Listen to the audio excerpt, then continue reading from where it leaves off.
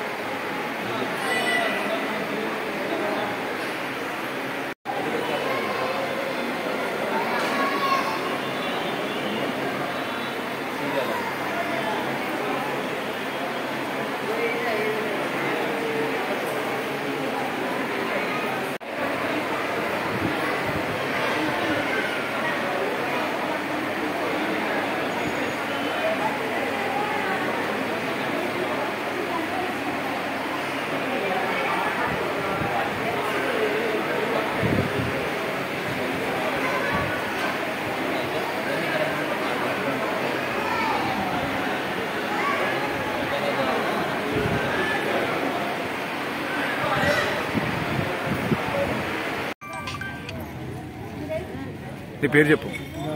నా పేరు షేక్ యాసిన్, మా సంస్థ నారాయణపురం. గట్టిగా.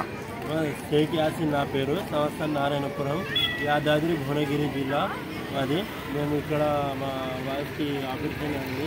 ఇక్కడ మా బాబుకి ఆపరేషన్ అయింది. ఇక్కడ మా బాబుకు ఇక్కడ పైన 2వ ఫ్లోర్లో ఉన్నాడు మా బాబు, అడ్మిట్ చేసారు. ఇందాక మేడం కౌన్సిలింగ్ గిట్ ఇచ్చారు. ఇట్లా సంగతి మీరు వచ్చి 4 days అయింది.